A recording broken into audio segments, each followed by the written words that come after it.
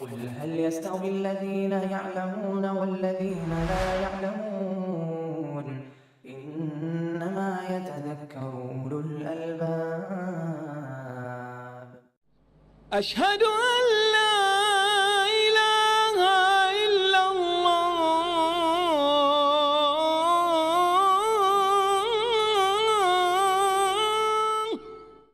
الحمد لله والصلاة والسلام على رسول الله وعلى آله وصحبه ومن اهتدى بهدى أما بعد. فعن أبي سعيد الخدري رضي الله تعالى عنه قال ذكر العزل لرسول الله صلى الله عليه وسلم فقال ولم يفعل ذلك أحدكم ولم يقل فلا يفعل ذلك أحدكم فإنه ليست نفس مخلوقة إلا الله خالقها. جو باب ہم کل پڑھ رہے تھے کتاب اللعان اور لحوق النسب کا کہ نسب کیسے ثابت ہوتا ہے وہ کس سے ثابت ہوگا، اسی ضمن میں آج کے درس کی ابتدائی 3 حدیثیں پیش کی جائیں گی اور اس کے بعد انشاءاللہ ہمارے سامنے کتاب الرضا آئے گا۔ ابھی جو حدیث ہم نے پڑھی ہے اس کا تعلق عزل سے، عین ذا لام۔ عزل ایک طریقہ ہے منع حمل کا کہ مرد اپنی بیوی سے ہم بستر ہو اور جب انزال منی کا وقت آئے تو اپنے عزم تناسل کو عورت کی فرج سے نکالے اور باہر منی کو ٹپکا دے۔ اس سلسلے میں ابو سعید خدری رضی اللہ عنہ فرماتے ہیں کہ نبی صلی اللہ علیہ وسلم سے عزل کا ذکر کیا گیا اس سے، اور اس کا حکم آپ صلی اللہ علیہ وسلم سے دریافت کیا گیا کہ ایسا کرنا کیسا ہے۔ تو آپ نے فرمایا وَلِمَ يَفْعَلُ ذَلِكَ أَحَدُكُمْ، تم میں کا کوئی ایسا کیوں کرتا ہے، کیا حکمت ہے، کیا علت ہے، کیا غرض ہے اس کی ایسا کرنے کی، اور ایک طرح سے انکار کا انداز ہے، ایسا کیوں کرتا ہے، وجہ جاننے کی آپ کوشش کر رہے ہیں لیکن انکار بھی فرما رہے ہیں، تم میں کا کوئی ایسا کیوں کرتا ہے۔ آپ نے یہ نہیں کہا کہ فلا یفعل ذلک احدکم، تم میں کا کوئی ایسا نہ کرے، فعل نہیں ذکر کیا کہ نہ کرے، بلکہ کیوں کرتا ہے۔ اگر نہ بھی کرو گے تو کوئی حرج نہیں، عزل چھوڑ بھی دو اور مد منویہ کو عورت کی شرمگاہ میں ٹپکاؤ تو بھی کوئی فرق نہیں پڑتا ہے۔ وجہ کیا بتائیے آپ نے؟ کہا فإنه ليست نفس مخلوقة إلا الله خالقها، نہیں ہے کوئی نفس انسانی جان جو پیدا کی جانے والی ہے، اللہ کے علم میں ہے، تقدیر میں لکھا ہے، مگر وہ پیدا ہو کے رہے گی، فی الواقع وہ نفس پیدا ہوگا، انسان وجود میں آئے گا، چاہے تم عزل کرو یا نہ کرو، کیونکہ یہ بہت عین ممکن ہے کہ جب تک آدمی اپنے عزل تناسل کو عورت کے جسم سے، اس کی فرج سے باہر نکالے، ہو سکتا ہے کہ پانی کا ایک آدھ قطرہ شرمگاہ کے اندر گر جائے اور وہی حمل کے استقرار کا سبب بن جائے۔ اور کتنے ہی لوگ ہیں جو کہ منی فرج میں ٹپکاتے ہیں اور پھر بھی مقدر میں نہیں ہے تو بچہ نہیں ہوتا ہے۔ تو نبی صلی اللہ علیہ وسلم نے فرمایا کہ کیوں ایسا کرتے ہیں، اور ایک حدیث میں فرمایا لیس علیکم الا تفعلوا، اگر عزل نہ کرو تو بھی کوئی حرج نہیں، لیکن آپ نے ممانعت کے جملے کے ساتھ نہیں فرمایا لا یفعل، تمہیں کا کوئی ایسا نہ کرے، بلکہ یہ کہا کیوں ایسا کرتا ہے، یعنی نہ بھی کرو تو کوئی حرج نہیں، عزل چھوڑ بھی دو تو کوئی حرج نہیں، اللہ پیدا کرنا چاہے گا تو پیدا کر دے گا۔ اور کوئی ایک قطرہ یا ذرا بھی پانی کا مد منویہ کا کوئی بھی حصہ عورت کی شرمگاہ میں گرا، وہی استقرار حمل کا ذریعہ بن جائے گا۔ لہذا کرنا اور نہ کرنا، عزل کرنا نہ کرنا دونوں ہی برابر۔ اللہ نے اگر اولاد مقدر کی ہے اس ملاقات میں تو بچہ ہو کے رہے گا۔ ما من نفس منفوسۃ الا اللہ خالقها، جس نفس کا پیدا کرنا اللہ نے مقدر کیا ہے وہ پیدا ہو کے بہرحال رہے گا۔ تو یہ عزل جیسا کہ آپ نے اس کی تشریح سنی کہ مد منویہ کو عورت کی شرمگاہ سے باہر ٹپکانا کا جو عمل ہے، عام طریقہ سے لوگ ایسا کرتے ہیں تاکہ بیوی ان کی حاملہ نہ ہو۔ منع حمل کے طریقے کے طور پر اس ایک طریقے کا استعمال ہوتا ہے، جیسے کہ آج کل مانے حمل گولیاں استعمال کی جاتی ہے، یا لوگ نیرود استعمال کرتے ہیں، یا اسی طریقہ سے کاپرٹی عورت لگواتی ہے. تو یہ سب چیزیں ہیں اپنی. بہرحال جو عزل کا طریقہ تھا، جو قدیم طریقہ تھا میڈیکل سائنس کے ڈیولپمنٹ سے پہلے، جو طریقہ تھا وہ یہی تھا کہ آدمی اگر بیوی سے فوراً بچہ نہیں چاہتا، یا لونڈی ہے اسے وہ خدمت دیتا اور چاہتا کہ جب چاہیں گے تو بیچ دیں گے، اگر وہ حاملہ ہو گئی، بچہ لے آئی، تو وہ ام الولد ہو جائے گی، ہم اس کو بیچ نہیں سکیں گے، پھر وہ ہمارے مرنے کے بعد ہی وہ آزاد ہو جائے گی، ہم اس کو بیچ نہیں سکتے صحیح قول کے مطابق. یا اگر کسی دوسرے شخص کی لونڈی ہے اور آقا کی اجازت سے اس نے شادی کی ہے، اور مرد ادھر یا تو آزاد ہے، یا آزاد عورت سے شادی نہیں کر سکتا تو لونڈی سے مجبوراً کر رہا ہے، یا کسی اور نے اس سے شادی کی ہے غلام نے، تو بہرحال وہ جو لونڈی سے جو بیوی ہے کسی کی، اگر اس سے بچہ ہوگا تو بچہ اپنی ماں کے تابع ہوگا، اور ماں چونکہ کسی آقا کی لونڈی ہے تو اس کے بطن سے پیدا ہونے والا بچہ بھی آقا ہی کا ہوگا، وہ بھی غلام ہی ہوگا، تو آزاد مرد کو ملے گا نہیں وہ بچہ. تو اس لیے بھی وہ عزل کرتا تھا کہ ہمارا بچہ کیوں غلام بنے، اپنی ماں کے تابع ہو. اور لونڈی سے اس لیے کرتا تھا تاکہ لونڈی ام ولد نہ بنے، بچے کی ماں نہ بنے، ورنہ وہ اس کا بیچنا جائز نہیں چھاڑے گا. اور بیوی سے اسی طریقہ سے آدمی کرتا تھا تاکہ وہ جلد حاملہ نہ ہو. بہرحال یہی سب وجوہات تھی جس کی وجہ سے لوگ عزل کیا کرتے تھے. تو آپ نے ترک کی طرف سے اشارہ کیا کہ عزل نہ کرو، عزل کر دے اور نہ کر دے سے کوئی فرق نہیں پڑتا ہے.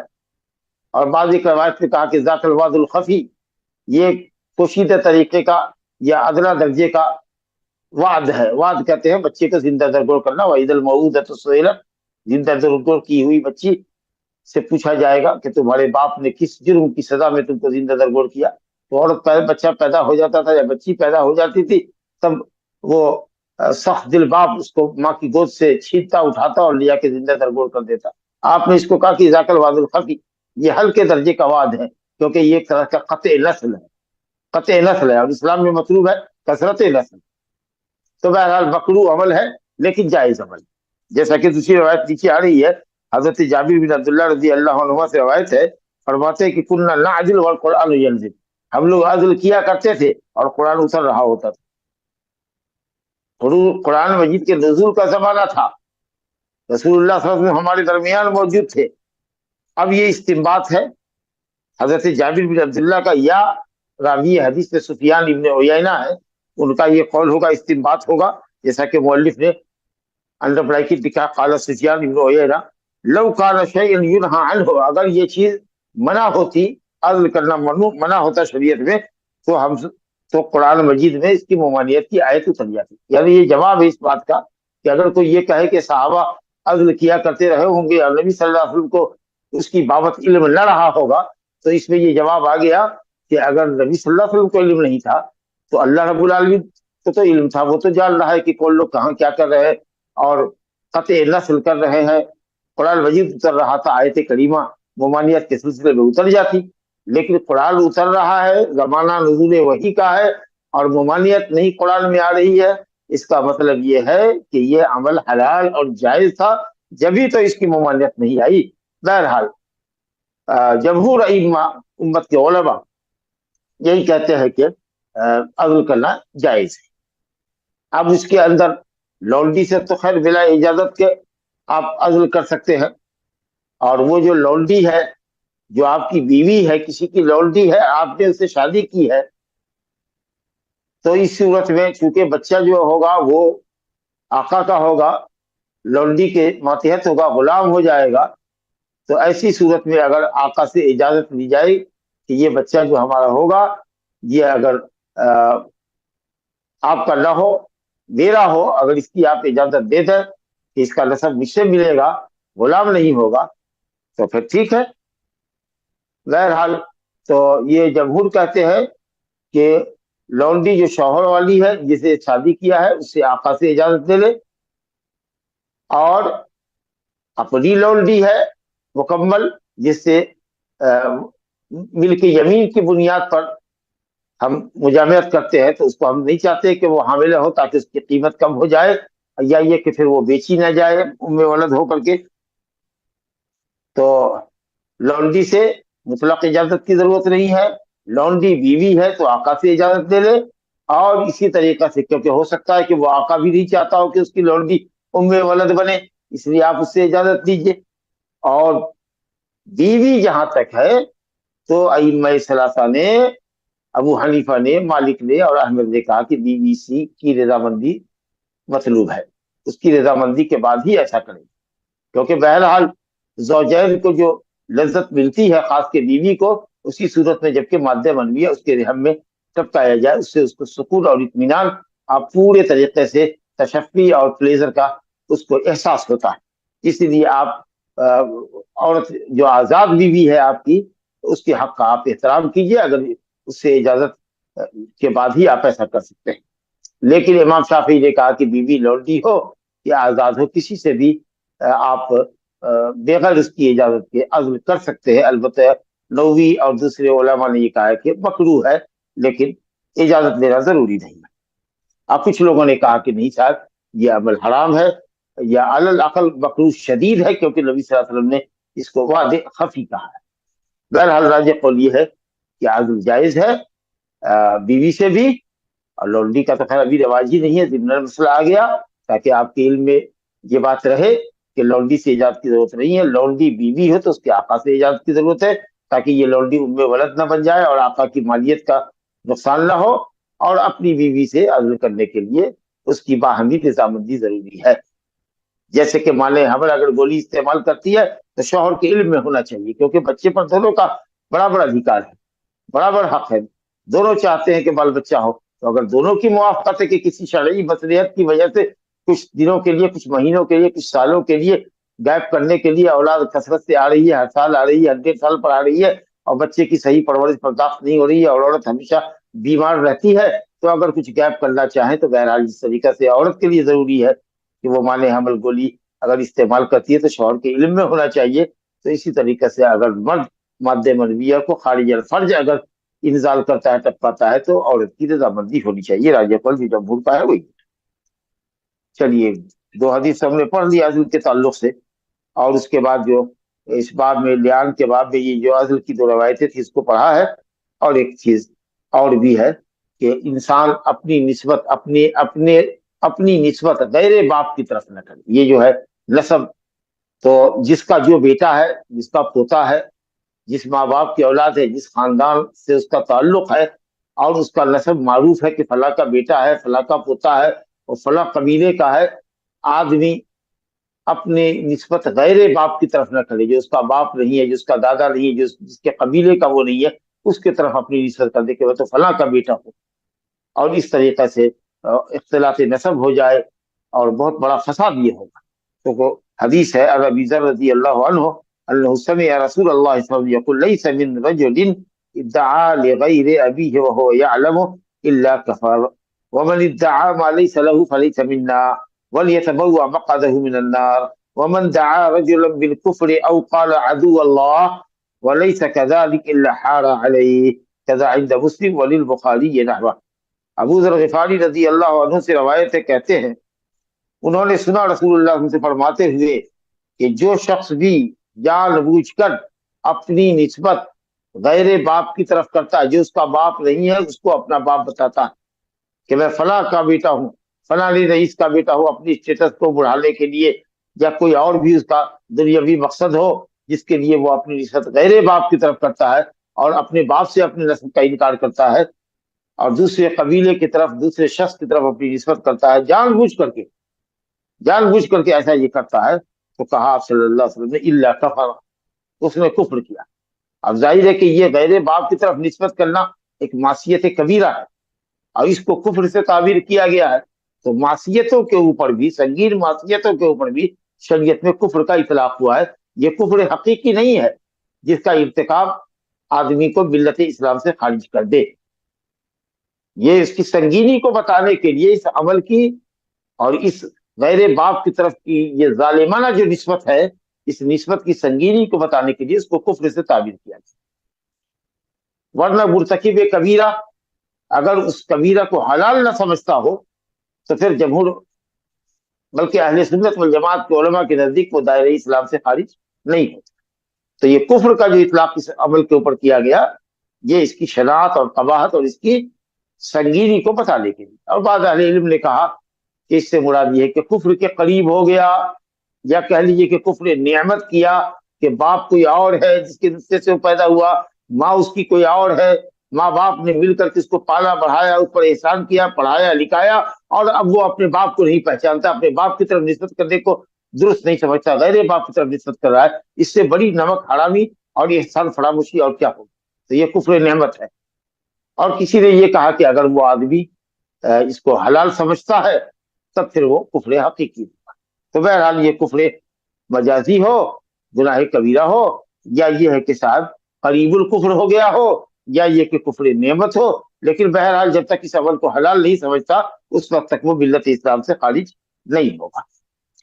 وَمَنِ ادَّعَىٰ مَا لَيْسَ لَهُ فَلَيْسَ مِنَّا، اور اسی طریقے سے جو کوئی اپنے لیے وہ دعویٰ کرے جس دعوے کا اس کو حق نہیں ہے، اس میں وہ دعویٰ بھی ہے کہ میں فلاں کا بیٹا ہوں، فلاں کا پوتا ہوں، میرا قبیلہ فلاں ہے، حالانکہ اس قبیلے سے اس کا کوئی تعلق نہیں ہے، یہ جھوٹا دعویٰ ہے اس کا۔ یا اسی طریقے سے کسی نے اپنے لیے ادعائے علم کیا کہ وہ بہت بڑا عالم ہے اور اس کے پاس علم نہیں ہے، اور لوگ جب اس کی باتوں میں آ جاتے ہیں، اس کی چرب زبانی سے متاثر ہو کر کے اس کی آڈیوز ویڈیوز سننے لگتے ہیں، تو وہ علم کے نام پر گمراہی پھیلا رہا ہے۔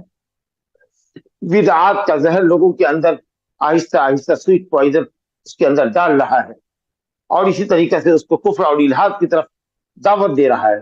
تو علم کا دعویٰ کرنا اور لوگوں کو اپنی علم سے کہنا استفادہ کرو، حالانکہ اس کے پاس شریعت کا آتھینٹک علم نہیں ہے، تو وہ بھی اس کے اندر داخل ہے کہ وہ مدعی کذاب، علم کا ایسا مدعی ہے، کذاب ہے، کہ جس چیز کا علم نہیں ہے اس کا وہ دعویٰ کرتا ہے اور لوگوں کو اپنی جہالت کے پھندے میں پھنساتا ہے۔ اسی طریقے سے کوئی شخص کسی کے مال پر اپنا دعویٰ کرے اور چرب زبانی سے یا جھوٹے گواہوں کی بدولت اس کو حاصل کرنے میں کورٹ سے کامیاب بھی ہو جائے، تو جو بھی چیز اس پر اس کا حق نہیں ہے، اس کا غلط اور بیجا دعویٰ کرنے والے کے متعلق بھی آپ نے فرمایا کہ لیس منا، وہ ہمارا امتی نہیں۔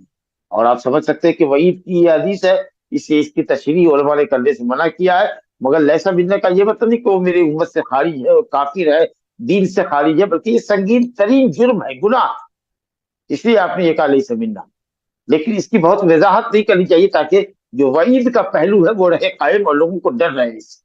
ورنہ ہم تو اہل سنت والجماعت کا عقیدہ ہم جان ہی رہے ہیں کہ اگر اس طریقے سے کوئی عمل کرتا ہے، جھوٹ بولتا ہے اور غلط طریقے سے کسی کی زمین غصب کرتا ہے اور نسب کی نسبت غیر باپ کی طرف کرتا ہے اور اس کو وہ حلال نہیں جانتا، تو وہ بہت بڑا مجرم ہے، گنہگار ہے، لیکن دائرہ اسلام سے خارج نہیں۔ تو لیس منا کا مطلب ٹھیک ہے کہ وہ ہمارا امتی نہیں ہے، کا مطلب یہ ہے کہ آپ نے نفرت کا اظہار کیا ہے، اور سنگینی بتانے کے لیے آپ نے یہ فرمایا ہے۔ تاہم اہل علم نے کہا کہ اس طرح کے وعید کی نصوص کی بہت تفصیل اور تشریح نہیں کرنی چاہیے تاکہ جو زجر اور توبیخ کا پہلو ہے وہ پہلو اپنی جگہ قائم رہے۔ اور فرمایا وَلْيَتَبَوَّأْ مَقْعَدَهُ مِنَ النَّارِ، اور ایسا شخص جو مدعی علم ہے حالانکہ عالم نہیں ہے، مدعی نسب ہے غیر باپ سے حالانکہ وہ اس خاندان کا نہیں ہے، اسی طریقے سے کسی کی ملکیت پر مدعی ہے، اپنی ملکیت کا دعویٰ کرتا ہے جبکہ وہ چیز اس کی ملکیت میں نہیں ہے، وہ اس کا مالک نہیں ہے، تو آپ نے فرمایا اس سے برات کا اظہار کیا کہ وہ میرا امتی نہیں۔ اور ایسے آدمی کو اپنا ٹھکانہ، اپنی منزل، لیتبوأ المکان اے منزلہ جعلہ منزلا، اپنی منزل دور تک اور دیر تک جہنم میں اپنی منزل بنا لے کہ وہ دیر تک جہنم میں رہے گا۔ تبوأ المکان یعنی اذا اقام الى مدت بعیدہ، کسی جگہ میں جب آدمی دیر تک ٹھہرتا ہے تو کہتے کیا بھائی تبوأت منزلہ فلاں المدینہ تبوأتہا، تم نے فلاں شہر کو اپنا لگتا ہے کہ مستقر اور جائے قیام مستقل بنا رکھا ہے کیا، یا ایک لمبی مدت تک قیام کے لیے شہر کو اختیار کر رکھا ہے کیا؟ مطلب یہ ہے کہ ایسا آدمی دیر تک جہنم میں رہے گا۔ جیسے نبی صلی اللہ علیہ وسلم نے فرمایا کہ من کذب علی متعمدا فلیتبوأ مقعدہ من النار، جھوٹ تو جھوٹ ہے لیکن نبی پر جھوٹ بولنا بہت سنگین ہے، دین کو بگاڑنا ہے، تو کہا کہ وہ اپنا تبوہ کرے منزل جہنم، فلیتبوأ مقعدہ من النار، وہ بھی اپنا ٹھکانہ ہے۔ تو اہل علم نے کہا کہ بہت دن تک وہ جہنم میں رہے گا، عام گنہگاروں کے مقابلے میں اس کی जो मुद्दत मक्स होगी, ठहरने की मुद्दत जहन्नम में होगी, वो ज्यादा होगी। ये माना होता है तबव्वा के अंदर कि ज्यादा दिन तक वो जहन्नम में रहेगा, ज्यादा मुद्दत तक, लंबी मुद्दत तक। तो वही बात आपने यहाँ भी कही है कि जो आदमी ऐसी चीज का दावा करे जिसका वो हकदार नहीं है, वो मेरा उम्मती नहीं है, और वो अपना मकाद तबव्वा करे जहन्नम में, यानी लंबी मुद्दत का इंतजार करे कि वो जहन्नम में लंबी मुद्दत तक ठहरेगा, वलियाज़ बिल्लाह। और तीसरी बात आपने फरमाई, वमन दआ रजुलन बिल कुफ्र औ क़ाल अदू अल्लाह, अगर किसी ने किसी को कहा है काफिर, काफिर करके बुलाया, या यहूदी, या नसरानी, या मजूसी, या वसनी, किसी तरीके से आपने उसको पुकारा, हालांकि वो आदमी मुशरिक नहीं है, यहूदी नहीं है, लेकिन आप उसको बुलाते हैं और उसको कुफरी या मिल्लत की तरफ उसकी निस्बत करते हैं, या आप उसको कहते हैं या अदू अल्लाह, ये अल्लाह का दुश्मन इधर आ, और वो इसका मुस्तहिक नहीं है, वलैसा कज़ालिक, और इनमें से किसी भी लफ्ज का वो मुस्तहिक नहीं है, इल्ला हार अलैहि, तो कहने वाले को ये जुमला पलट कर मिल जाता है, वो जुमला कहने वाले के ऊपर पलटता है। ला हौला वला कुव्वता इल्ला बिल्लाह। तो इसलिए किसी को बुरे लक़बों से नहीं पुकारना चाहिए। वला तनाबज़ू बिल अल्क़ाब बि'सल इस्मुल फ़ुसूक़ बअदल ईमान, बुरे लक़ब से किसी को पुकारना और खास करके किसी को काफिर कहना, यहूदी कहना, ये नहीं कहना चाहिए। हालांकि मुशरिक को भी आदमी मुशरिक कहने में या काफिर कहने में एहतियात करे, या उसका हुक्म न बनाए कि तू काफिर है, तू जहन्नम। एक आम सी बात कहे कि जिसने ऐसा किया वो काफिर, जो ऐसा करेगा वो जहन्नमी, उमूमी खिताब। किसी काफिर को या काफिर, या फुला, या मलऊन, ला हौला वला कुव्वता इल्ला बिल्लाह, इस तरीके से नहीं करना चाहिए। तो आप सल्लल्लाहु अलैहि वसल्लम ने बिला वजह के लिए किसी की निस्बत कुफ्र की तरफ करना, या उसको अदू अल्लाह कहना, या किसी पर कुफ्र का हुक्म लगाना, ये बड़ा मसला संगीन है। आजकल छोटी छोटी बातों पर अरे वो तो ये बिदअत कर रहा है और बिदअती जहन्नम में है, लिहाजा वो जहन्नमी है। फर्क नहीं करते कि बिदअत अमली है या बिदअत एतकादी है, या ये भी नहीं फर्क करते कि उसको मालूम भी है कि नहीं कि ये अमल बिदअत का है, फौरन हुक्म लगाते हैं। तो कुफ्र का हुक्म लगाने में भी और किसी को बिदअती कहने में आदमी को हर दर्जा मुहतात होना चाहिए, और जब तक कि वो कुफ्र सरी न करे या इब्तिदात की वाज़ेह वजह उसके अंदर पाई न जाए, और आदमी हुज्जत तमाम न कर दे कि ये जो खुशबू है तुम्हारे अंदर ये कुफ्र की है, इससे तौबा करो, और ऐसा करने वाला दायरे इस्लाम से खारिज होता है, तो उसके बाद उसके ऊपर ये हुक्म लगेगा। वरना कुफ्र और फिस्क और बिदअती कहने में जो लोग तसर्रुअ करते हैं, जल्दबाजी से काम लेते हैं, बहरहाल इससे बचना चाहिए। मबादा अगर वो काफिर और यहूदी नहीं है, तो फिर ऐसा होगा कि शायद वो आपकी तरफ ही वो लफ्ज पलट कर आ जाएगा, वलियाज़ बिल्लाह। तो ये 3 हदीस थी हमारे साथ जो पिछले बाब से, लिहाज के बाद से ताल्लुक रखती थी, जो हमने पढ़ी। अब हमारे सामने जो चैप्टर है वो किताबुर रज़ा का है। रज़ा, रा के फतहे के साथ, रज़ा यरज़ा, रज़अन, रज़अन मसदर कहिए या इस्म मसदर कहिए। रज़अ तिफ़्ल कहते हैं जब बच्चा पिस्तान को चूसे, और यहाँ यह है कि साहब बच्चा, शरीयत में बच्चा किसी आदमिया का, औरत का पिस्तान दूध पीने के लिए चूसे, तो ये है रज़अत। और इसके सिलसिले में कुरान मजीद में आयत भी है, वल वालिदातु युरदिअना औलादहुन्ना हौलैनि कामिलैन, रज़अत का जिक्र है। और मुहर्रमात में जिक्र है, व उम्महातुकुम अल्लाती अर्दअनकुम व अख़वातुकुम मिनर रज़अ, तुम्हारी माएँ जिन्होंने तुमको दूध पिलाया है वो तुम्हारे लिए हराम है, और तुम्हारी रज़ाई बहन जिस औरत का तुमने दूध पिया है उसकी तमाम बेटियां, हाँ वो तुम्हारे साथ दूध में शरीक नहीं हो, या पहले दूध पी चुकी हो या बाद में पैदा होने वाली है, उस औरत की जितनी बेटियां हैं वो सब दूध पीने वाले लड़के या लड़की के रज़ाई भाई बहन हैं। तमाम बेटियां उसकी रज़ाई बहन होंगी, और बेटा है तो रज़ाई भाई होगा। तो ये किताबुर रज़ा है, और रज़ा से हुर्मत साबित होती है। हम हदीस पढ़ेंगे। नबी करीम सल्लल्लाहु अलैहि वसल्लम ने फरमाया है, यहरुमु मिनर रज़ा मा यहरुमु मिनन नसब, रज़ा से वो तमाम रिश्ते हराम होते हैं जो नसब से हराम होते हैं। और नसबी मुहर्रमात 7 हैं। हुर्रिमत अलैकुम उम्महातुकुम व बनातुकुम व अख़वातुकुम व खालातुकुम व अम्मातुकुम व खालातुकुम व बनातुल अख़ी व बनातुल उख़्त। हुर्रिमत अलैकुम उम्महातुकुम व बनातुकुम व अख़वातुकुम व अम्मातुकुम व खालातुकुम व बनातुल अख़ी व बनातुल उख़्त। ماں ہے، بیٹی ہے، بہن ہے، پھوپھی ہے، خالہ ہے، بہنیں ہیں،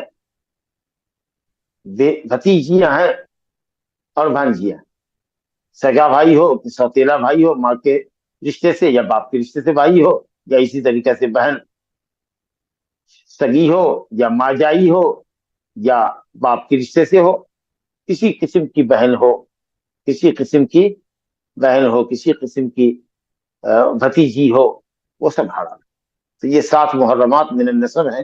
آپ نے فرمایا کہ نسب سے جو عورتیں حرام ہوتی ہیں وہ رضاعت سے بھی حرام ہوتی ہیں، اور یہ حرمت صرف نکاح کی حرمت ہے، نکاح کی حرمت ہے۔ اور اسی سے یہ سمجھ میں بات آتی ہے کہ دودھ شریک لڑکا اپنی ماں کے ساتھ یا دودھ شریک لڑکا اپنی رضائی بہن کے ساتھ بیٹھ سکتا ہے تنہائی میں، رضائی بہن ہے اور بھائی ہے، ایک کمرے میں ہو سکتے ہیں، سفر میں محرم بن سکتا، جو اس کی رضائی محرمات میں سے ہے اس کو وہ دیکھ سکتا ہے، اس کے چہرے کو دیکھ سکتا ہے، تو نکاح حرام ہے، اور نظر اور خلوت جائز ہے، سفر کے اندر محرم بن سکتا ہے، لیکن جس طریقے سے ماں کی حرمت ہے، ماں بیٹے کے مال کی وارث، بیٹا باپ کے مال کے وارث، یا اپنی بیٹی ہے جو آپ کے مال کی وارث ہوتی ہے، یا اس سے جو شفقت، حنان اور جو پیار ہوتا ہے آدمی کو، ظاہر ہے کہ اس طرح سے رضائی بیٹی کے ساتھ نہیں ہو سکتا۔ اہل علم نے کہا ہے کہ فطری طور پر انسان، یہ ٹھیک ہے کہ شریعت نے رضاعت کے رشتے سے بھی حرام کیا ہے، لیکن وہ جذبہ قربت کا اور احترام کا اور محرمیت کا وہ جذبہ نہیں ہوتا ہے جو آدمی کو اپنی ماں سے، اپنی بہن سے، اپنی بیٹی سے، اپنی بھتیجی، اپنی بھانجی سے ہوتا ہے۔ لہذا اگر خوف ہو، لڑکی خوبصورت ہو اور رضائی بھائی ہے یا رضائی باپ ہے، حالانکہ وہ اس کا محرم ہے، لیکن اگر اندیشہ ہو کہ ہو سکتا ہے کہ برائی واقع ہو جائے تو پھر لڑکی محتاط ہے۔ ہر آدمی قابل احتیاط کہا جا رہا ہے اگر اس طرح کی کیفیت ہو تو، کیونکہ وہاں صرف دودھ کا رشتہ ہے، اور یہاں تو دودھ، بلڈ اور خاندانی سب طرح کا ہے، اور بیٹی اپنے نسخے کی ہے اور ہم اپنی ماں کے بطن سے پیدا ہوئے ہیں، تو ظاہر ہے کہ جو قوت اس رشتے میں ہے، نسبی رشتے میں، وہ تو رضاعت کے رشتے میں بہرحال نہیں ہوگی، لیکن شریعت نے حرمت کے اعتبار سے، حرمت نکاح کے اعتبار سے اس کو وہی حق دیا ہے جو نسبی عورتوں سے نکاح کا مسئلہ ہے۔ بہرحال چلیے، تفصیل آتی رہے گی، کس مدت میں رضاعت ہے اور کتنی گھونٹ پینے سے رضاعت ہے، اس کا ذکر انشاءاللہ آگے چل کے آئے گا۔ تمہید میں زیادہ وقت نہ لیتے ہوئے ہم حدیث آپ کے سامنے پڑھتے ہیں۔ پہلی حدیث ہے عن ابن عباس رضی اللہ عنہما قال قال رسول اللہ صلی اللہ علیہ وسلم فی بنت حمزہ قال رسول اللہ صلی اللہ علیہ وسلم فی بنت حمزہ، یعنی حمزہ بن عبد المطلب، لا تحل لی یحرم من الرضاع ما یحرم من النسب، کی حدیث آگے، وہی ابنت اخی من الرضاعہ۔ ابن عباس رضی اللہ عنہما فرماتے ہیں، انہوں نے کہا کہ رسول اللہ صلی اللہ علیہ وسلم نے حمزہ بنت عبد المطلب کے تعلق سے فرمایا۔ اصل میں ہوا یہ کہ حضرت علی رضی اللہ عنہ نے نبی صلی اللہ علیہ وسلم کے سامنے پرپوزل پیش کیا کہ آپ قریش کے دوسرے قبائل سے شادی کرتے، دوسرے قبائل میں شادی کرتے ہیں، بیوی وہاں کی لاتے ہیں، اپنے خاندان کی لڑکیوں سے کیوں نہیں شادی کرتے؟ آپ نے کہا کیا مطلب، کون ہے جس کا رشتہ آپ پیش کر رہے ہو؟ تو کہا کہ حمزہ بن عبد المطلب کی بیٹی ہے نا، آپ کی چچا زاد بہن ہی تو ہوگی، آپ اس سے شادی کر لیجیے۔ اللہ اکبر، یہ مشورہ دیا انہوں نے۔ آپ نے فرمایا کہ چچا زاد بہن ہے، اس اعتبار سے تو وہ حلال تھی، لیکن وہ میرے لیے حلال نہیں ہے، ولا تحل لی، وہ میرے لیے حلال نہیں ہوگی۔ کیوں؟ اس کی وجہ یہاں نہیں بتائی ہے، کہا کہ انہا ابنت اخی من الرضاع، یہ میرے رضائی بھائی کی بیٹی بھی تو ہے۔ حمزہ ابن عبد المطلب جو میرے سگے چچا ہے، وہ میرے رضائی بھائی بھی ہیں۔ ابو لہب کی لونڈی سویبہ نے مجھ کو اور چچا حمزہ کو دودھ پلایا تھا، تو اس طریقے سے ہم دونوں رضائی بھائی ہو گئے، اور ان کی جو بیٹی ہے وہ میرے رضائی بھائی کی بیٹی ہوئی، گویا بھتیجی ہو گئی، اس لیے وہ میرے لیے جائز نہیں ہے۔ اور آپ نے یہ تھیوری دی، قانون دیا ایک قاعدہ کلیہ دیا آپ نے، یحرم من الرضاع ما یحرم من النسب، رضاعت کے رشتے سے وہ تمام عورتیں حرام ہوتی ہیں جو نسبی رشتے سے حرام ہوتی ہیں۔ آخر میں کہا وہی ابنۃ اخی من الرضاع، یہ میرے رضائی بھائی کی بیٹی ہے۔ تو معلوم یہ ہوا کہ رضاعت کے رشتے سے وہ تمام عورتیں حرام ہوں گی جن کا ذکر بھی آپ نے سنا، رضائی ماں، اسی طریقے سے رضائی بیٹی۔ رضائی بیٹی کون ہوگی؟ جس کو آپ کی بیوی نے دودھ پلایا ہے، آپ اس کے لیے رضائی باپ ہوں گے۔ اسی طریقے سے رضائی بہن ہوئی، رضائی پھوپھی ہوئی، رضائی خالہ ہوئی، رضائی بھتیجی ہوئی، رضائی بھانجی ہوئی، رضائی بہن ہے اس کی بیٹی ہے جو ہماری بھانجی ہو رہی ہے، تو یہ سب عورتیں حرام ہیں۔ اس کے بعد آپ نے فرمایا ہے، اسی مفہوم کی حدیث فرمائی ہے آپ نے، عن عائشہ رضی اللہ عنہا قالت قال رسول اللہ صلی اللہ علیہ وسلم ان الرضاعۃ تحرم ما يحرم من الولادہ، اسی مفہوم کی وضاحت ہے۔ دوسری حدیث ہے جو ام عائشہ رضی اللہ عنہ سے مروی ہے، فرماتی ہے کہ رسول اللہ نے فرمایا کہ رضاعت انہی رشتوں کو حرام کرتا ہے یا کرتی ہے، رضاعت حرام کرتی ہے جو ولادت کے رشتے سے حرام ہوتی ہے۔ جو عورتیں ولادت کے رشتے سے، نسبی رشتے سے، دادیالی اور نانیالی رشتے سے جو عورتیں مرد کے لیے حرام ہیں، وہی عورتیں رضاعت کے رشتے سے بھی حرام ہوتی ہے۔ تفصیل آپ نے سنی۔ اب جو مسئلہ بتایا کہ رضاعت بچے نے یا بچی نے تو عورت سے دودھ پیا ہے، کتنا پیا یہ اپنی جگہ مسئلہ ہے، یہ اپنی جگہ مسئلہ ہے، اس کو ہم آپ کے سامنے لے آتے ہیں، پھر آگے مسئلہ دیکھیں گے۔ کہ معلوم یہ دونوں حدیثوں سے یہ ہوا، جو حضرت ابن عباس کی حدیث ہے اور حضرت عائشہ کی، کہ ولادت کے رشتے سے جو عورتیں حرام ہوتی ہیں وہ رضاعت کے رشتے سے بھی حرام ہوں گی۔ تو رضاعت مدت رضاعت کے اندر ہونی چاہیے، اور وہ مدت ہے 2 سال کی۔ یہی جمہور امت کے علماء کا قول ہے کہ 2 سال کے بعد رضاعت ثابت نہیں ہوگی۔ اور بعض اہل علم نے کہا کہ دودھ چھوڑنے سے پہلے تک رضاعت ثابت ہے۔ دونوں قول میں کیا فرق ہوا؟ ہو سکتا ہے کہ بچہ 1.5 سال میں دودھ چھوڑ چکا ہے، یا آپ نے دودھ چھوڑا دیا، عورت نے دودھ پلانا چھوڑا دیا، اب اس کو دودھ کی چاہت بالکل نہیں ہوتی ہے، روٹی سبزی کھاتا ہے، چاول دال کھاتا ہے، دلیا وغیرہ کھاتا ہے، اور اس سے اس کی بھوک مٹ جاتی ہے، دودھ کی چاہت نہیں ہوتی، تو اس کا مطلب یہ ہے کہ وہ دودھ سے مستغنی ہو چکا ہے، اور دوسری غذا پر اس کی زندگی کا انحصار ہو چکا ہے۔ تو چاہے وہ 2 سال کی مدت سے قبل ہی فطام کیوں نہ ہو، دودھ چھوڑا کیوں نہ دیا جائے، اب اس کے بعد رضاعت کا رشتہ ثابت ہے۔ شیخ الاسلام ابن تیمیہ رحمۃ اللہ علیہ کا یہ قول، اور اس میں قوت ہے، کیونکہ بچہ، حدیث میں ہے کہ انما الرضاعۃ من المجاعہ، جب بچے کی بھوک مٹتی ہو دودھ سے، کہ دودھ کے بغیر بچہ صبر نہیں کر سکتا ہو، یوں آپ کچھ اس کو کھلا دیں، 2 چمچہ چٹا دیں دلیا، یہ کچھ چاکلیٹ کھلا دیں، کچھ اور بسکٹ وغیرہ دے دیں، لیکن ہر حال میں اس کو دودھ چاہیے، دودھ نہیں ملتا تو رونے لگتا ہے، اور جب دودھ اس کو دیا جاتا ہے، فیڈر میں دیا جائے یا ماں اس کو اپنے سینے سے لگاتی ہے، اپنی چھاتی سے لگاتی ہے، پستان منہ میں ڈالتی ہے، وہ بچہ خاموش ہو جاتا ہے۔ اس کا مطلب ہے کہ دودھ کی اس کو ہے، اس نے چھوڑا نہیں ہے، گو کہ کچھ کھا رہا ہے، سیریلیک وغیرہ اور دوسری کچھ چیزیں آپ اس کو کھلا رہے ہیں سائڈ سے، لیکن دودھ اس کی ابھی خاص غذا ہے، تو جب تک ایسا معاملہ رہے گا رضاعت رہے گی۔ لیکن جب سے دودھ کے علاوہ کوئی چیز اس کی مستقل غذا بن جائے گی، اور دودھ کے بغیر بھی وہ وقت کاٹ رہا ہے، گزار رہا ہے، تو اب حرمت رضاعت ثابت نہیں، جیسا کہ حدیثوں سے ہے کہ رضاعت تبھی ہے جبکہ دودھ بچے کے لیے اس کی بھوک کے مٹانے کا ذریعہ ہو، اور بچے کے لحم و شحم اور بچے کی ہڈی اور پٹھے کے مضبوطی کا سبب ہو، مین غذا ہو اس کی دودھ۔ لیکن اگر وہ اس سے مستغنی ہو گیا ہے، چھوڑ چکا ہے، تو اب کاہے کی رضاعت؟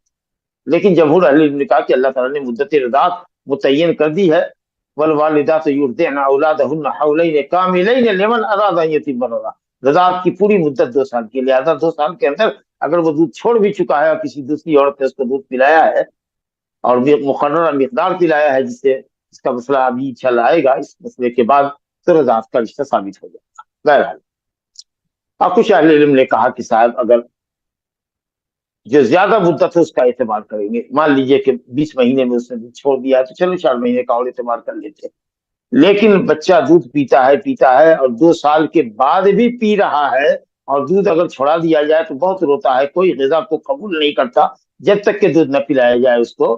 تو اگر ایسی حالت میں 2 سال کے بعد بھی فطام ہوتا ہے تو بھی اس کا اعتبار ہے، کیونکہ وہ دودھ اس کی خاص غذا ہے. تو ایسا بھی ایک قول ہے، لیکن جو مشہور اور جمہور کا قول ہے وہ 2 سال کی مدت ہے. تو یہ تو مدت کے تعلق سے بات ہوئی. اب کتنے گھونٹ بچہ دودھ پیے گا کسی عورت کا تو وہ اس کی رضائی ماں ہوگی، اس کے لیے کیا مسئلہ ہے؟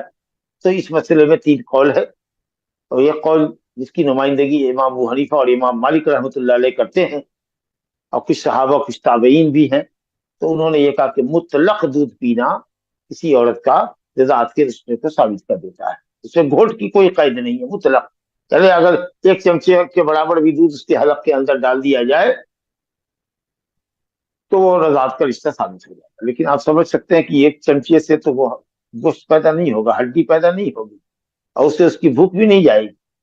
لیکن ان حضرات نے کہا کہ قرآن مجید میں رضاعت کی آیت مطلق ہے. وَأُمَّهَاتُكُمُ اللَّاتِي أَرْضَعْنَكُمْ، تمہاری مائیں جنہوں نے تم کو دودھ پلایا. کتنا پلایا قرآن مجید نے نہیں بتایا، تو قرآن مجید مطلق ہے. لیکن حدیث میں ذکر آئے گا، یہ حدیث اس سلسلے میں آئی ہے. تو یہ حضرات کہتے ہیں کہ مطلق ہے، اور مطلق اپنی اطلاق پر ہے. تھوڑا بھی پیے دودھ، 1 چمچی کے برابر بھی پیے، چائے کی چمچی کے برابر، تو وہ رضاعت کا رشتہ یہ لوگ ثابت کرتے ہیں. کہتے ہیں کہ حرمت کی نسبت رضاعت کی طرف.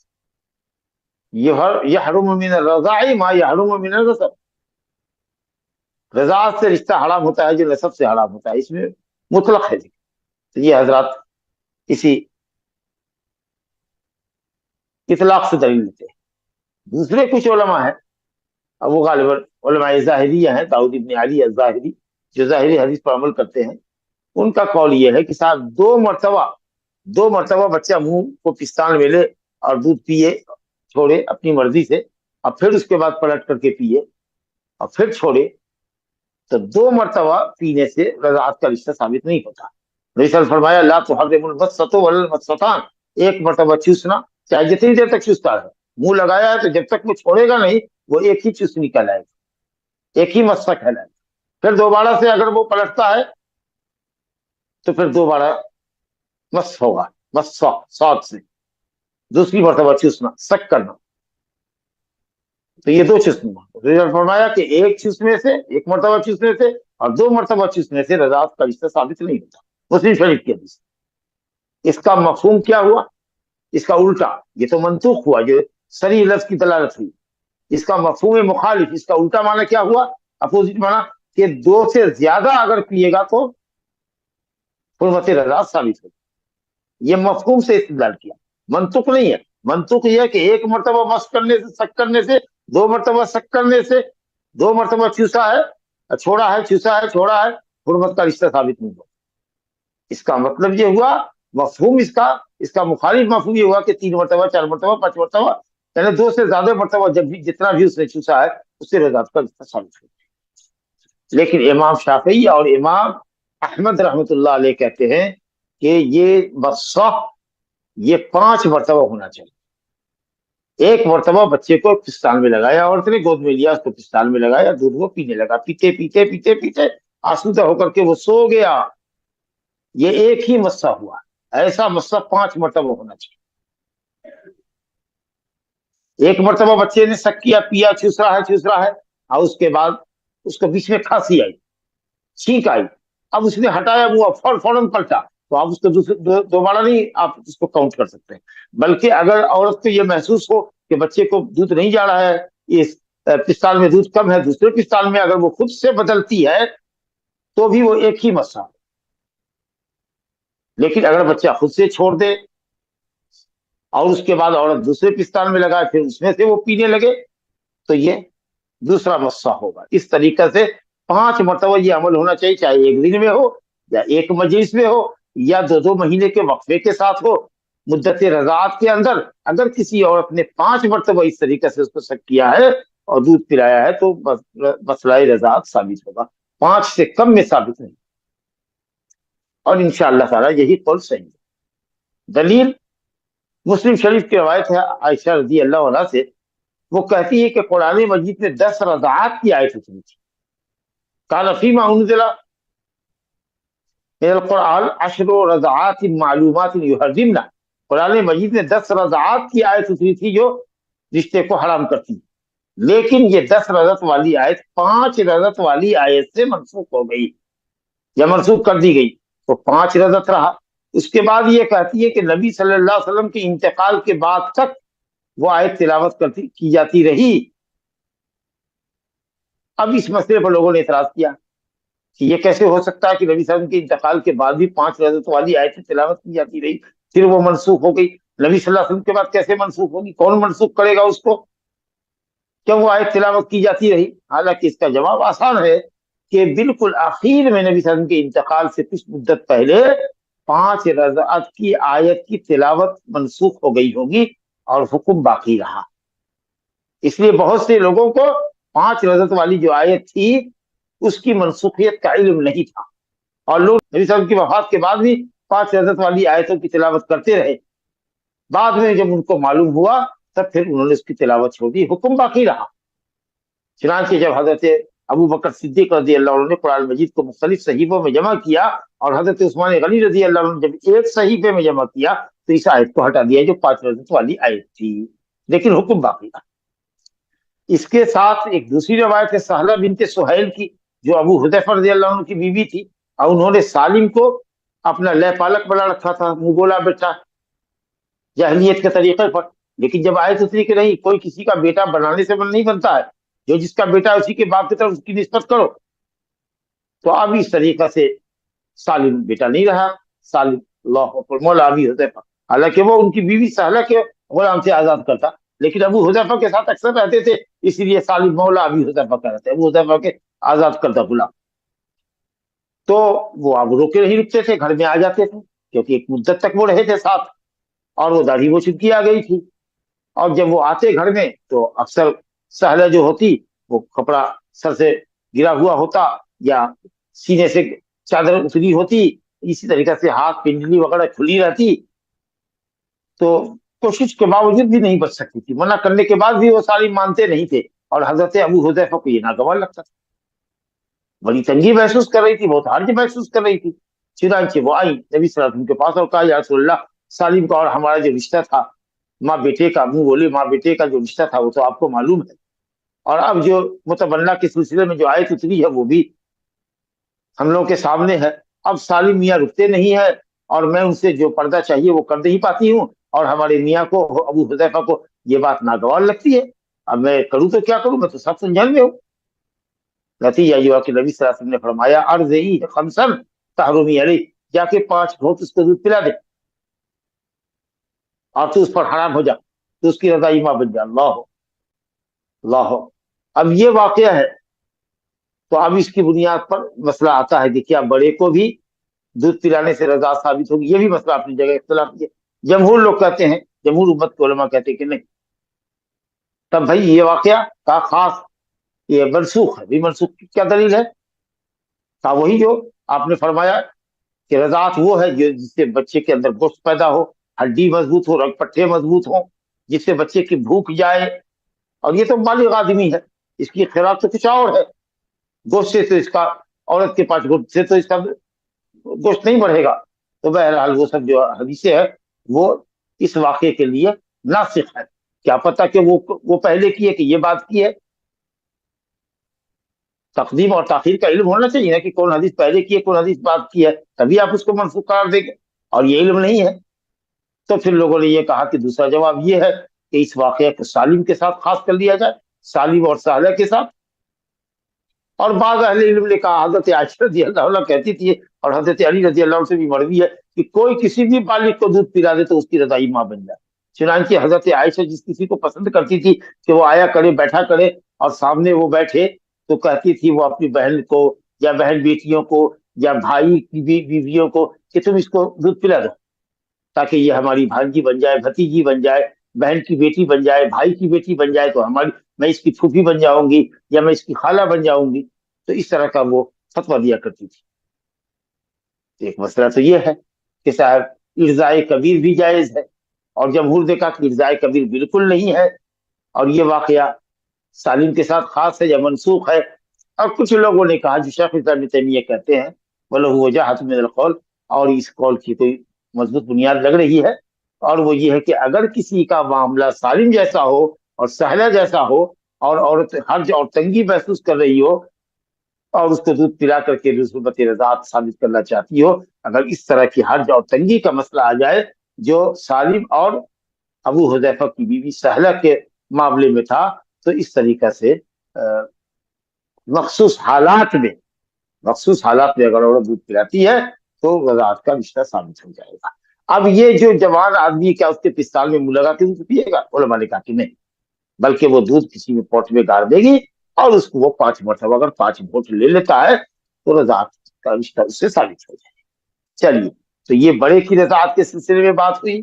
چھوٹے کی رضاعت آپ نے سمجھ لی کہ مدت رضاعت 2 سال ہے، یا 2 سال سے پہلے اگر دودھ چھوڑا دیا جائے اور بچہ مستغنی ہو جائے دودھ سے تو کیا اس کے بعد بھی رضاعت ثابت ہوگی یا نہیں، اور 2 سال کے بعد بھی اگر بچہ دودھ سے مستغنی نہیں ہو رہا ہے، رو رہا ہے، چلا رہا ہے دودھ کے لیے، تو کیا وہ مدت پرولونگ ہوگی کہ نہیں ہوگی؟ یہ ابھی آپ نے ملاحظہ کیا۔ جمہور دیکھا کہ 2 سال سے پہلے چھوڑانے کا کوئی اعتبار نہیں، 2 سال کے بعد پلانے کا کوئی اعتبار نہیں۔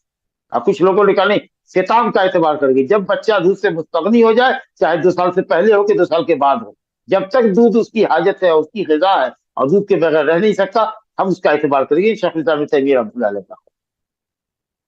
تو یہ صغیر اور یہ کبیر کا مسئلہ آپ نے سنا، اور گھونٹوں کے مسئلے میں ہم سے جہاں یہ بات آ گئی تو حنابلہ اور شافعیہ نے کہا کہ 5 گھونٹ کم سے کم ہونا چاہیے۔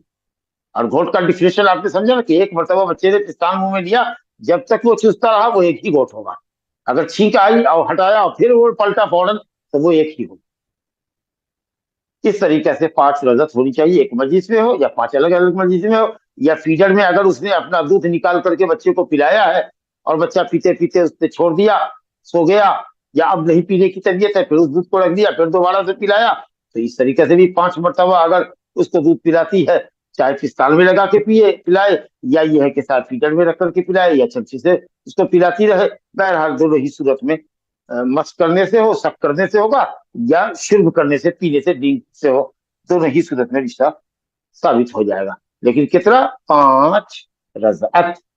اب جو راجح یہی قول ہے 5 رضعت والا، یہ جواب دیتے ہیں حنفیہ اور مالکیہ کو کہ جس آیت سے اور حدیث سے آپ استدلال کرتے ہیں وہ مطلق ہے، اور یہ حدیثیں جو ہمارے پاس مسلم کی ہے یہ 5 رضعت کو متعین کرتی، لہذا مطلق ان دلیلوں کی وجہ سے مقید ہو جائے، اور یہ عام خاص ہو جائے گا، اور خاص عام پر مقدم ہوتا ہے۔ یہ جواب ان کو ہے۔ اور جو لوگ کہتے ہیں کہ 2 مرتبہ چوسنے سے حرمت ثابت نہیں ہوگی، 3 سے ہوگی، تو ان کو یہ کہا کہ یہ 3 کا جو آپ نے مسئلہ دیا ہے یہ مفہوم مخالف سے، کیونکہ حدیث میں کہ 1 چوسنی سے 2 چوسنی سے ثابت نہیں ہوتا ہے، اس کا مفہوم یہ ہوا الٹا مفہوم کے 3 سے ہوگا، تو آپ مفہوم سے استدلال کرتے ہیں، مفہوم سے استدلال کمزور ہوتا ہے منطوق کے مقابلے میں۔ اور یہاں ہمارے پاس صریح روایت ہے سہلہ بنت سہیل اور سالم کے واقعے میں کہ نبی صلی اللہ علیہ وسلم نے فرمایا ارضعیہ خمس رضعات، 5 مرتبہ جا کر دودھ پلا دو اور تم اس پر حرام ہو جاؤ گی۔ تو یہ حدیث منطوق ہے، صریح ہے کہ 5 ہونا چاہیے، اور آپ کی جو حدیث ہے کہ 2 مرتبہ سے نہیں ہوگا، مفہوم یہ ہے کہ 3 مرتبہ سے ہوگا، تو مفہوم اور یہاں منطوق اگر اس میں ٹکراؤ ہو تو منطوق مقدم ہوتا ہے، لہذا راجح قول یہ کہ 5 رضعت ہونی چاہیے۔ اور بہتر ہے کہ یہ جو کوئی عورت کسی کو دودھ پلاتی ہے نوٹ کر لے کہ کب کب تاریخ میں اس نے الگ الگ گھونٹ اس کو پلائے ہیں، الگ الگ مرتبہ 5 رضعت ہوئی ہے، کون ہے، کس کا بیٹا تھا، وہ کیا نام تھا اس کا، اور اس عورت سے کتنے بچوں نے دودھ پیا ہے، یہ ساری تفصیلات ڈیٹ کے حساب سے رکھے تاکہ اگر کبھی ضرورت پڑے تو اس کو پیش کیا جا سکے، اور یہ حرمت اور حلت کے مسئلے میں بد احتیاطی نہ ہو۔ چلیے ہم اب دوسری حدیث پڑھتے ہیں، میرا خیال ہے کہ وقت بھی قریب ہو رہا ہے۔ تو تیسری حدیث ہمارے پاس یہ تھی، اب ایک مسئلہ ہے یہ کہ دودھ تو پلایا عورت نے، لیکن وہ دودھ عورت کے پستال میں اترا کہاں سے؟ مرد کی وجہ سے، کہ مرد نے اپنی بیوی سے صحبت کی، اس کو حاملہ بنایا، عورت نے بچہ جنا، یا قریب الولادہ تھی تو مس کیریج ہو گیا، اس کے بعد بھی بچی عورت کے پستال میں دودھ ہے، اس کو اس نے بچے کو پلایا ہے، تو بنیادی طور پر عورت کے پستان میں دودھ کا سبب اس کا شوہر ہوا۔ اس تفسیر کی روشنی میں جو آپ نے سنا، تو اگرچہ دودھ پلایا ہے عورت نے، لیکن رشتہ محرمیت ثابت ہوگا مرد سے بھی، یعنی دودھ پلانے والی جس طریقے سے دودھ پینے والے بچے لڑکا ہو یا لڑکی ہو اس کی ماں ہوگی، اسی طریقے سے اس کا شوہر اس کا رضائی باپ ہوگا. اس کو فقہا کی اصطلاح میں کہتے ہیں لبن الفحل، یعنی وہ لبن جس کی نسبت مذکر کی طرف کی جائے. تو جس طرح پلانے والی اس کی ماں، جس مرد کی وہ بیوی ہے اور جس کی مجامعت کے نتیجے میں وہ حاملہ ہوئی ہے اور دودھ آئی ہے اترا ہے اس کو، تو وہ مرد بھی اس کا رضائی باپ ہوگا. اس کا بھائی رضائی چچا ہوگا، اس کی ماں رضائی دادی ہوگی، اس کی بہن رضائی پھوپھی ہوگی. جیسے دودھ پلانے والی عورت اس کی رضائی ماں، اس کی بہن رضائی خالہ، اس کی ماں رضائی نانی، اسی طریقے سے دونوں طرف سے رشتہ چلے گا. جیسے نسب میں دادیالی اور نانیالی رشتے حرام ہوتے ہیں، جہاں پھوپھی حرام ہے وہیں خالہ بھی حرام ہے، جہاں دادی حرام ہے وہیں نانی حرام ہے. تو اسی طریقے سے دونوں طرف سے رشتہ چلے گا. اس کو لبن الفحل کہتے ہیں. تو کیا لبن الفحل سے حرمت ثابت ہوگی کہ نہیں ہوگی؟ بالکل نیسیسری کہ ہوگی. اور مرد اس کا رضائی باپ ہوگا، اس کا بھائی اس کا رضائی چچا ہوگا. تو جو ظاہریہ علماء کہتے ہیں کہ نہیں، عورت نے دودھ پلایا ہے مرد نے نہیں، لہٰذا حرمت کا رشتہ صرف عورت سے چلے گا، یہ قول غلط ہے. چاروں ائمہ تقریباً اس مسئلے میں ہے کہ لبن الفحل یحرم، مرد سے بھی رشتہ حرمت ثابت ہوگا، یعنی اس کا باپ ہوگا، اس کی بہن اس کی پھوپھی وغیرہ ہوگی، جیسا کہ میں نے تفصیل بتایا. اب یہ دیکھیے یہ حدیث ہے. حضرت عائشہ رضی اللہ عنہا بتاتی ہیں کہ ان افلا اخا ابی القیس، افلا نام کا آدمی جو ابو القیس کا بھائی ہے، یہ اخا ابی القیس جو ہے افلا سے بدل ہے، عطف بیان ہے اس کا. افلا کون؟ ارے بھائی ابو القیس کا بھائی، جس کی بیوی نے، ابو القیس کی بیوی نے مجھ کو دودھ پلایا تھا. تو ابو القیس اس رشتے سے کیا ہوا؟ رضائی باپ، اور اس کا بھائی افلا رضائی چچا. تو آیت حجاب کے اترنے کے بعد وہ میرے پاس آئے اور میرے گھر میں میرے سامنے آنا چاہتے تھے، وجہ لوجہ، آمنے سامنے فیس ٹو فیس بات کرنا چاہتے تھے. حجاب کی آیت سے پہلے کیوں؟ اسے کہ حجاب کی آیت سے پہلے تو کوئی بھی کسی کے سامنے منہ کھول کر کے جاتی تھی، اس وقت حجاب واجب نہیں تھا. یہ تقریباً بعض علماء نے کہا 5 سالوں کے بعد، بعض نے کہا 6 سالوں کے بعد حجاب کی آیت اتری ہے، ہجرت کے بعد.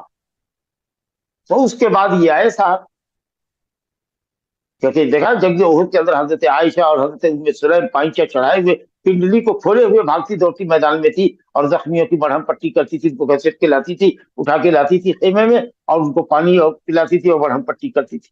تو اس وقت چہرہ کھولنا حلال تھا. اس لیے بہت سی حدیثوں میں جس میں آتا ہے کہ فلاں مرد فلاں کے پاس گیا، تو اہل علم جواب دیتے ہیں کہ صاحب یہ حجاب کی آیت سے پہلے کے واقعات ہو سکتے ہیں، کیونکہ حجاب کی آیت بہرحال 6 سالوں کے بعد اتری.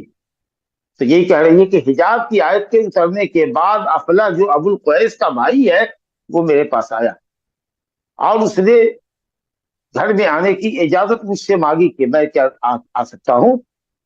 تو میں نے کہا واللہ لا آذن له حتى استاذن النبی صلی اللہ علیہ وسلم، اللہ کی قسم میں ان کو اجازت نہیں دے سکتی جب تک کہ میں نبی صلی اللہ علیہ وسلم سے دریافت نہ کروں. یہ دیکھیے عالمہ فقیہ، ان کو نہیں معلوم ہے، یا تو یہ نہیں معلوم ہوگا شخص کا حال کہ یہ واقعی میرا چچا ہے کہ نہیں ہے، یہ ابو القیس کا بھائی ہے بھی کہ نہیں ہے، یہ نہیں معلوم رہا ہوگا. یا یہ ہے کہ لبن الفحل بھی حرمت کو ثابت کرتا ہے، اور حرمت کا رشتہ دودھ پینے والے بچے یا بچی کا اس عورت کے شوہر سے اور اس کے بھائی سے اور اس کی پھوپھی سے اور اس کی ماں سے بھی ثابت ہوتا ہے. یہ مسئلہ پتہ نہیں تھا. تو کہا کہ جب تک نبی صاحب سے پوچھ نہیں لیتی میں اجازت نہیں دوں. اور یہ کہتی ہیں کہ ابو القیس کے بھائی کا مسئلہ ہے. ارے ابو القیس نے ہم کو دودھ نہیں پلایا، ابو القیس کی بیوی نے پلایا.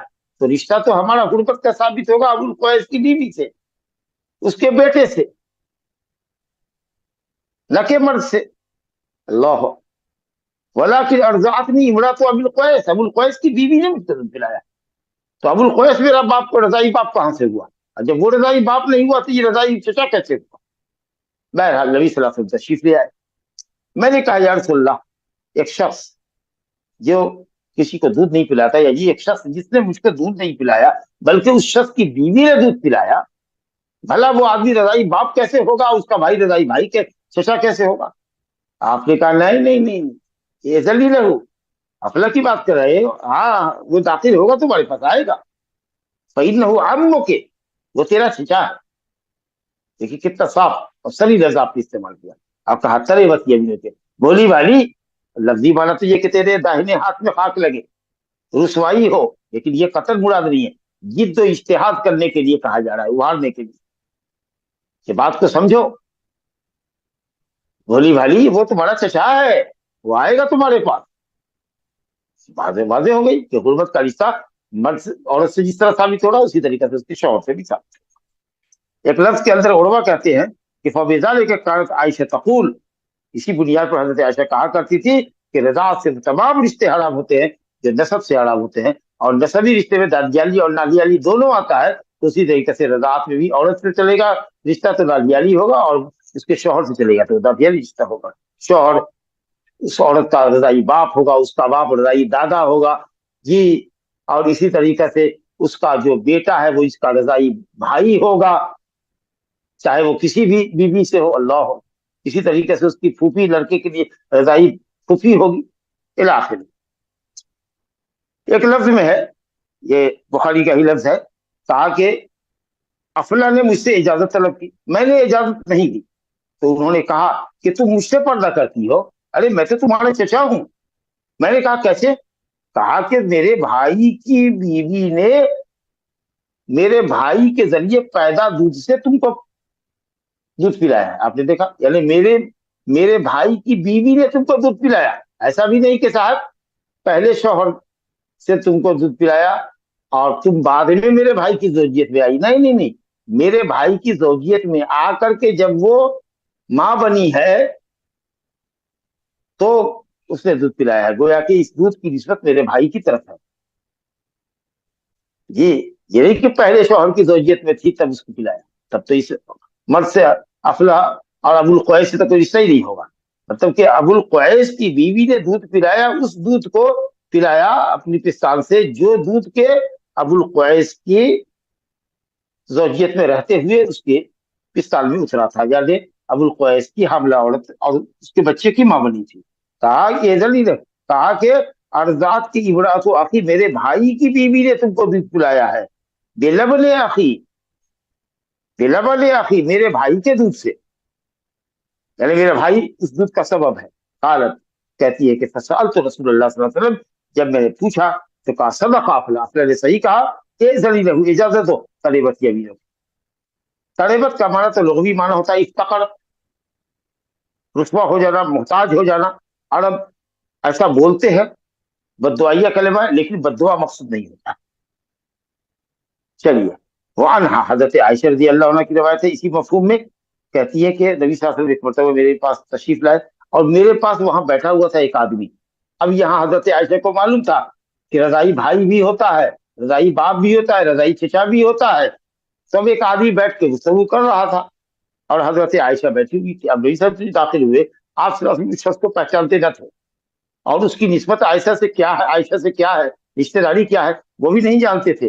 ظاہر ہے کہ حمیت اور غیرت مرد کے اندر جاگتی ہے، اور جو مرد ہے واقعی مرد ہے، جو دیوس قسم کا آدمی ہے جو اپنی بیوی بیٹی میں قباحت اور فواہش دیکھتا ہے اور خاموش ہوتا ہے، اس کا تو خیر ذکر ہی مت کیجیے، وہ تو بے غیرت انسان ہے. لیکن جو باغیرت انسان ہوتا ہے وہ اگر اپنی بیوی کے ساتھ، اپنی کسی محرم کے ساتھ اگر کسی اجنبی کو دیکھتا ہے اور رشتے کی نوعیت ان کی معلوم نہیں ہوتی تو اس کی حمیت اور غیرت جاگ اٹھتی. وہی نبی صلی اللہ علیہ وسلم تو لوگوں میں سب سے زیادہ غیرت مند تھے.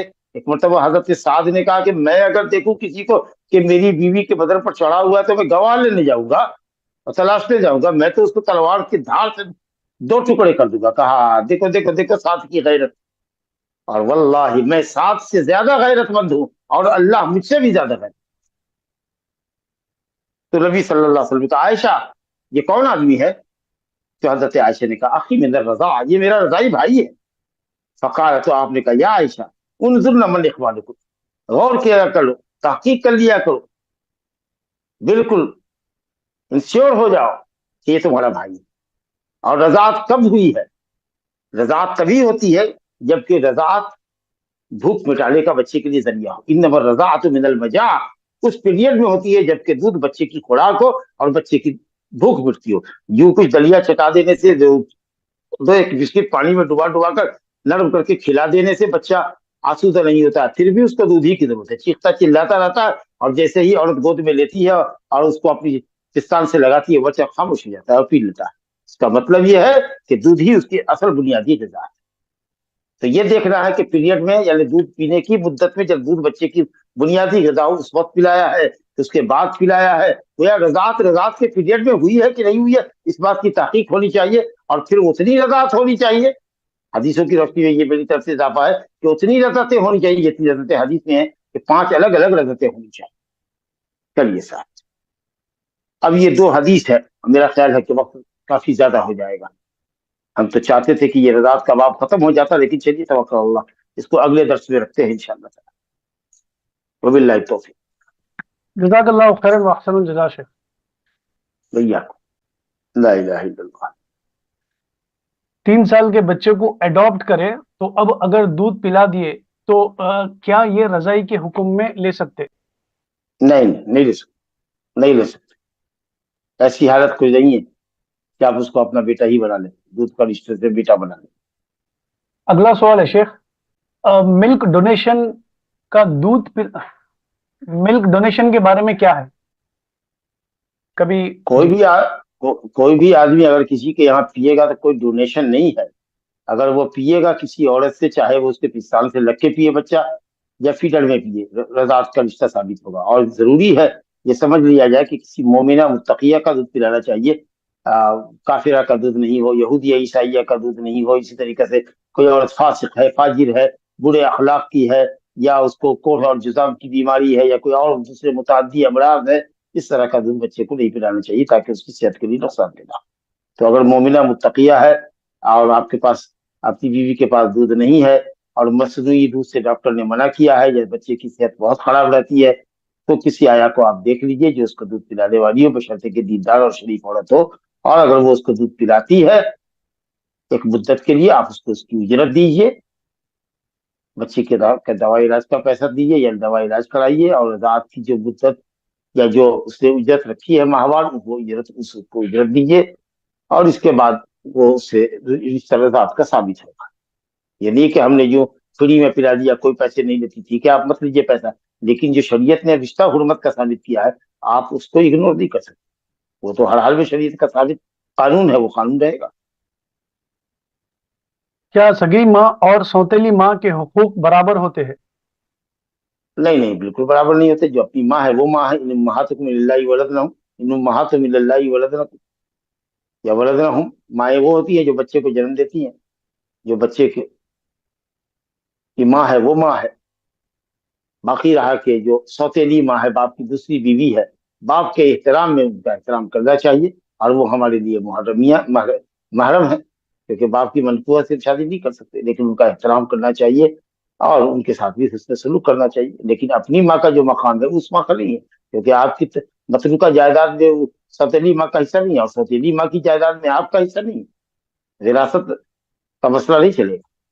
لیکن ہاں آپ اس کے محرم ہیں, سفر کر سکتے ہیں اس کے ساتھ, وہ منہ کھول کر کے آپ کے سامنے آ سکتی ہے, بیٹھ سکتی ہے, تنہائی ہو سکتی ہے, الا یہ کہ اگر شبہ ہو اور کہ باپ مر گیا ہے اور سوتیلی ماں جو ہے وہ جوان ہے, اور یہ لڑکا جو سوتیلی ماں کو امی امی کر کے جا رہا ہے یہ بھی جوان ہے, اور ہو سکتا ہے کہ صاحب جو صرف باپ کے رشتے کی وجہ سے رشتہ ہے, اپنی ماں کی جو حیثیت ہے اس کے دل میں, جو اس کا عزت اور احترام ہے, ظاہر ہے کہ وہ سوتیلی ماں کا نہیں ہوگا.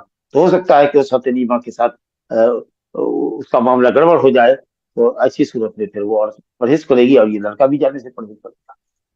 چلیے. دودھ پلانے کے علاوہ کسی کو بچپن سے پال لینا, گھر میں رکھ لینا, اس سے کوئی رضائی بھائی بنتا ہے کیا؟ نہیں ہوتا. دودھ پلانے ہی سے ہوتا ہے, اور بلڈ ڈونیشن کرنے سے بھی نہیں ہوتا ہے, رشتہ ثابت نہیں ہوتا ہے, دودھ پلانے ہی سے ہوگا. جی شیخ, یہ ایک میریٹل ریپ بول کے کافی کیسز ہوتے شیخ, اس کا مطلب یہ ہے کہ اگر شادی شدہ ہے, ہسبینڈ وائف ہے, اور بیوی نہیں چاہ رہی ہے کہ اس کے ساتھ بستر کرے, تو اس کو میریٹل ریپ بولتے ہیں. اگر اس کے بعد بھی اگر وہ جماع پر اصرار کرے شوہر, اور اس کے بعد جماع ہو جائے, تو اس کو میریٹل ریپ کر کے کیس کر دیتے شیخ. تو اس میں اسلام میں کیا ہے؟ بالکل حرام ہے, ناجائز ہے. ایسی کوئی شادی اسلام میں درست نہیں ہے جس کا مقصد یہ نہ ہو, مجامعت نہ ہو, اولاد کا حصول نہ ہو, پاک دامنی نہ ہو مرد کی. تو اگر اس کے ساتھ ہم بستر نہیں ہوتی ہے، اس کا مطلب یہ کہ مرد اپنی خواہش کہاں پوری کرتا ہے، بدکاری اور زنا کاری کرتا ہے. تو یہ شادی ہی نہیں ہے جو اس طرح کے اگریمنٹ کے ساتھ ہو یا اس شرط کے ساتھ ہو، یہ باطل، یہ نکاح ہی نہیں ہے، اسلام میں یہ ویلڈ نکاح نہیں. لا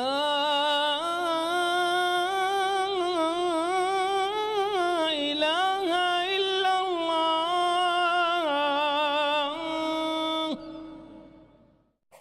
قل هل يستوي الذين يعلمون والذين لا يعلمون